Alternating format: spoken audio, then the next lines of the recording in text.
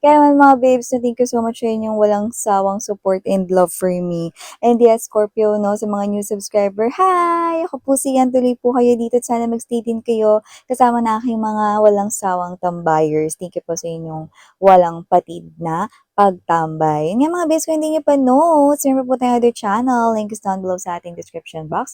Kaya kung interesado kayong tumambay dyan din, walang pigilan, no? Pwede kayong tumambay dyan. Meron din tayong in-upload na daily collective readings, anumang zodiac sign ninyo. Kaya naman, just take only what resonates. At wala po tayong gender dito. Okay, babae, lalaki, LGBT, lahat welcome. Everybody pwede nyo i-flip yung roles kung gusto niyo dahil at the end of the day, okay, meron kayong free will na pwede nyo gamitin anytime, anywhere. Timeless din to mga babes. Okay, so let's go ahead and check these messages here. Kung may cross-watchers si Scorpio, welcome ka din. At kung may Scorpio placement sa kanilang natal or birth chart, welcome din po kayo. Kaya naman, just take only what resonates. Okay? So, yes.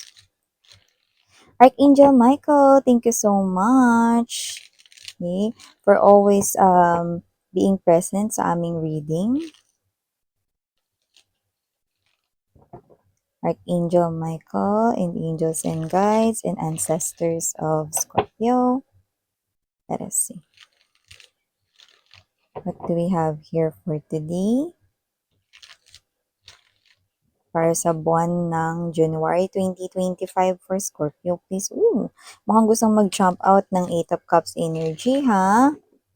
Mukhang meron na rito mga babes na nakaka-move on sa kanilang ex-person and seeing the full card energy, mukhang nagsisimula na kayo ng inyong new life, no? Tinalikuran nyo na yung heartache dito.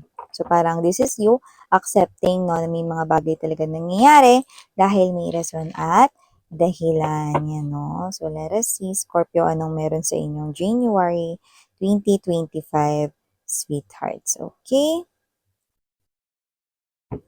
So, guys, Scorpio, you have here the Sun card energy, see? Happiness coming your way, January. Ganda yun, guys. Ace of Swords, Knight of Cups ay present din po dito. Okay? Knight of Wands, Five of Swords, Eight of Swords. We also have here the Hermit card for you guys and the energy of Ace of Wands, Scorpio. Out of the deck, we have here the Queen of Coins, the World card energy, and the Double. So, hinihinay lang mga babes, no, sa makakain dyan, lalo na kung ang handa ninyo ay putok-batok, yan, no. So, ingat-ingat lang, huwag mapapasobra, kasi baka kayo ay ma-HB, lalo na yung mga may hypertension dyan, no. Hindi ko naman sinabi na maaring ma-HB kayo or whatever, no, pero yun ay sinasabi dito dahil mukhang mapaparami yung kain ng iba sa inyo dyan, no? At mukhang makakalimutan na meron pala silang mga kailangan na parang hinay-hinay lang sa food, you know? Okay. So, iba, nakita ko dito parang hindi nyo alam na allergic kayo sa isang food. So, maaaring makakain kayo niyan, yan, no? So, kayo mag-alala, hindi ko naman nakikita na ito ay dapat ipag-alala or whatsoever, no? Parang madidiscover mo lang yan about yourself na, hindi pala to pwede sa akin, yan, no? Yan. So, it could be something na new to you. Could be food, could be drinks, okay? So, ingat-ingat lang mga mahal na para masalubong natin ng maganda ang Kapaskuhan, okay? So, Scorpio, nakita rin ako dito na mukhang meron na rito, no, na kaya siguro kayo nakakapag-move on na because the Sun is right here together with the Five of Swords. Meaning to say, maaring naiintindihan nyo na kung bakit nagawa sa inyo ng isang person yung nagawa niya sa inyo. It could be a mistake, it could be a betrayal right here, it could be a stab in the back, it could be anything that hurt you, okay? That caused you pain, okay? So, naiintindihan mo na that this person did not value your worth, no? And this is you, you're now trying to start all over again sa sarili mo. Okay? Gumagawa ka rito ng self-love. So, nagkakaroon ka rin dito ng pagpapahalaga sa sarili mo. So, everything right here is what I'm seeing, you're healing. Yan. So, nakikita ko rin na mas pinagtutuusan mo ng pansin ang iyong family, ang iyo rito, no, na family, no? Or kung may own family ka na like sarili mong family or yung family mo na mom, dad, or your siblings, no? Mas gusto mo pang ibigay atensyon sa kanila kaysa rito sa iyong mga nakaraan, no? So, nakita ko talaga na nagmo-move on na yung marami sa inyo, Scorpio, and that's a good thing. Ingat lang mga babes, no? Kasi sa January, nakikita ko rito na posibleng meron dito na paparating na maglalaro lamang ng inyong feelings, especially if you are single right here, Scorpio. Someone here is coming in your life and it's a warning. Please spot the red flag because this person right here, okay, maaari kasi kayong ma-fall sa kanya. Okay? So, tingin ko talagang ano lang talaga to, no? Parang minaster niya ito. Minaster niya ito, no? Ano kayang school ang pinagmasteran nitong mokong na to, no? Player school ba ito? Yan, no? May sarili ba siya ritong academics club? May ganun. So, kung sino man 'to 'no, ingat kayo sa kanya kasi kung titingnan mo siya parang hindi siya manloloko, hindi siya manggagancho, hindi siya player type of energy, mukha siyang faithful, pero yung totoo, playful pala siya, you know? So, alam kong ayaw ninyo na i-play ang inyong heart because you've got hurt once, 'di ba? So, ayaw mo nang maulit yun. So, may paparating, please spot the red flag. Okay? And aside from that, Scorpio, I'm seeing right here na meron ka dito makaka-communicate. Ay, bongga to, no? Meron dito merong mga may crush, like specific na kilala nila yon, alam nila yung pangalan sa nakatira, no? Hindi kayo stalker, pero marami kayong alam sa crush ninyo. Yan, no? Anong meron dyan, Miss Yandali? Yan, no? So, kasi naman tong energy na to, no, mukhang magkakaroon na kayo ng pag-uusap. Pero hep, hep, hep, hindi pa agad-agad na, uy, alam mo, crush din kita. Walang ganun. Pero nakita ko na ang 2025, may sitwasyon dyan na paglalapitin kayo. So, ibig sabihin, grab mo na yung opportunity na yun, Scorpio, para kayo ay magkausap na nitong tao na to at nang mabutihan. And who knows? Diba? Maaring, in just a short period of time, baka mga second quarter lamang, no, ng January, ng 2025, no, from January, no, is maaring maging kayo na, 'di ba? Bilang ka lang talaga ng konting kimbot, ilang linggo lang, 'di ba? So, nakikita ko dito na may sitwasyon na magkakausap kayo, i-grab mo na yung opportunity na yon, no? So, start something, sweetheart, no? Pero pwede rin sa kanya magsimula na mag-approach siya sa'yo rito. Pero it's not love yet, okay? But you have crush na sa kanya. Yan. So, maliban dyan, nakita rin ako dito, Scorpio, na posibleng kung kayo man ay parang meron kayong bagay na nawala or meron kayong bagay dito na na-misplace ninyo at yung energy is parang kailangan niyo yung bagay na yon. Good news! May kita nyo. May kita nyo ito mga babes no, sa nakakalokang paraan. Paanong ganun, Miss Yan? Well, hindi mo lang pala yun nakita, pero nandun lang pala sa harapan mo. Alam mo yung energy na, kunwari, ang daming bagay na nasa harapan mo, nakahalo lang pala siya, nandun lang pala siya, katabi lang pala siya ng iba pang mga things, no? Pwedeng ito ay under your desk, above your table, whatever, 'di ba? So, andun lang pala. Alam mo kasi minsan, mga babes, pag nagpapanik tayo, hindi natin nakikita yun eh. Pero nandun lang pala. Yan. So, maganda kasi nakikita ko importante yon. Yung iba pwedeng work-related, baka USB yon, 'di ba?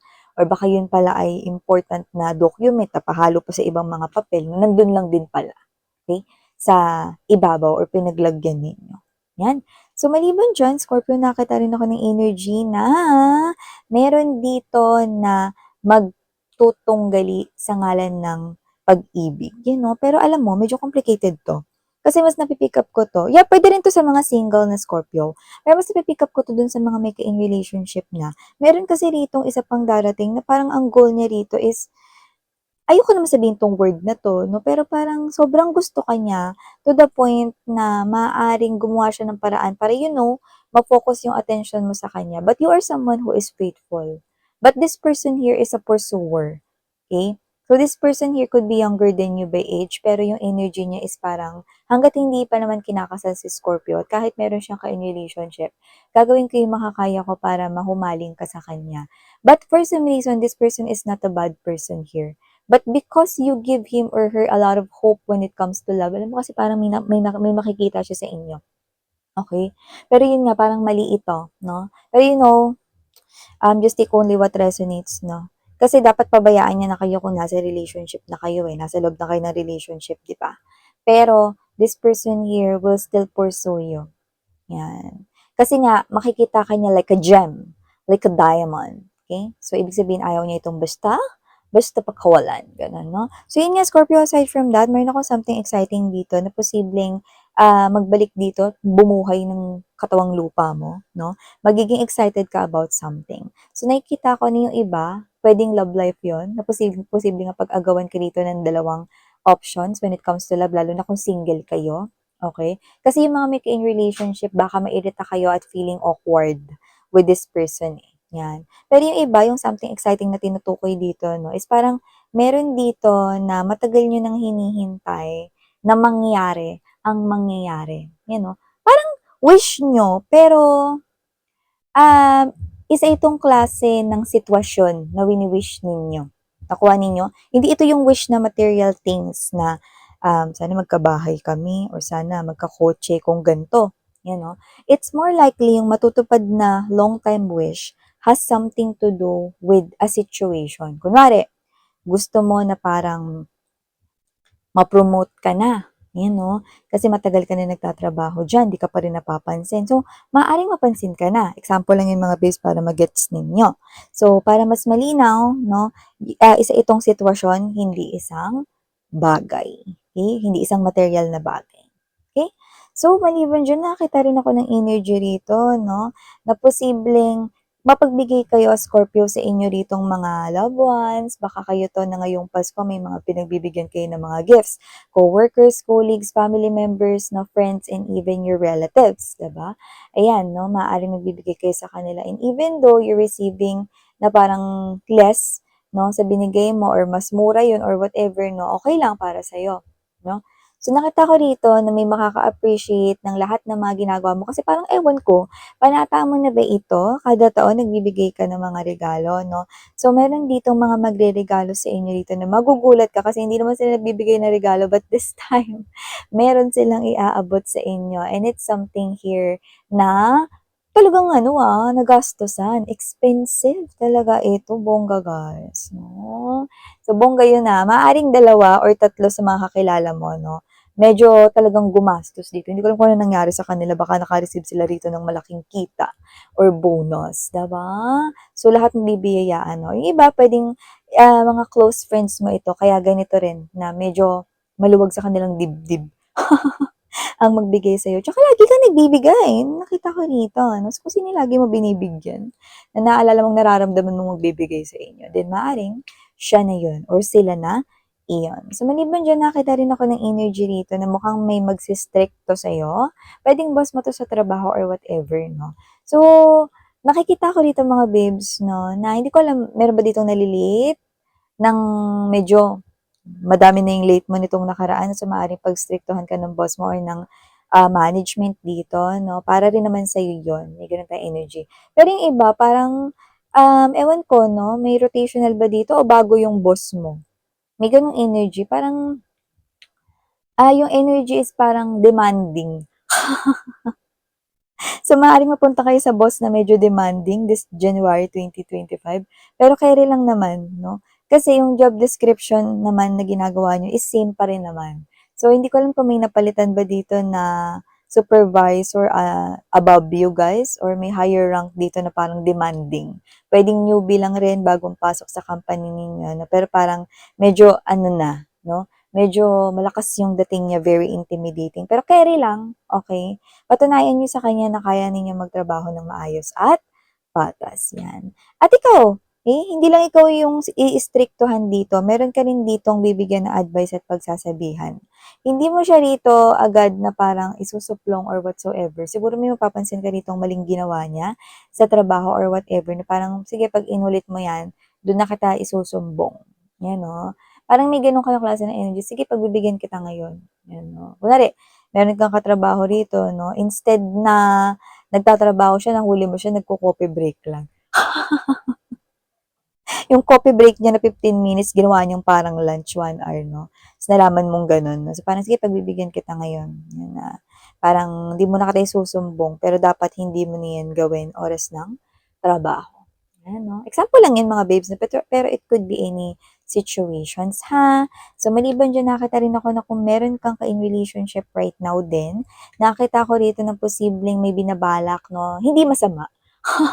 Kundi may binabalak na date ang iyong person, Scorpio, na posibleng may puntahan kayo, like literal na pupuntahan. Puwedeng sasadyain, yun yung word. May sasadyain kayong lugar, 'no, na gusto ka niyang dalhin doon, 'no. Alam mo yung person, um, excuse me, alam niya yung ano mo, alam niya hulihin yung kiliti mo. Tsaka parang natutuwa ka kapag may bago kayong napupuntahan na lugar, yon, 'no. So, I think it's like a date right here. At your person pa nga is mas excited pa siya na makita mo yung lugar na yun kasi alam niya na parang magugustuhan mo yun. Like your person is so sure. Wow! So, yung nakikita natin dito mga babes, 'no. And yun nga pala na may makikilala kayo rito, yung iba sa mga single, yung makikilala ninyo is foreigner or tumira siya sa ibang bansa. Yan. Iba naman puwedeng tumira lang sa ibang bansa pero kapwa pa rin ninyo, Pinoy ethnicity or race, okay? So, nakita ko rito 'no, na may makikilala kayong new love at possible na kapag nagkatuluyan kayong dalawa, dun na kayo tumira sa other country or sa kanyang lugar. Yan, bongga guys, 'no? At ito nga pala 'no, paalala, ang bisyo mga babes 'no, meron akong nakikita rito 'no, na hinihinay lang sa bisyo, okay, lalo na yung mga parang, naninigarilyo or parang, hindi ko kayo pinipigilan mga mahal, of course may laya kayong gawin 'yan 'no. Pero yun nga, nakita ko kasi dito na posibleng, 'pag may importante na kayong gagawin baka makasagabal yun. Okay, may gano'n akong nakikita rito, parang may importante kayong kailangang gawin pero maaring ma-delay or hindi niyo magawa yun ng tuloy-tuloy because of that kind of bisyo. Okay? Pero yun nga, meron kayong sariling free will, right? So yun nga, Scorpio, Merry Christmas! Muli ako po si Sarah Ngea Love and Light. Annyeong!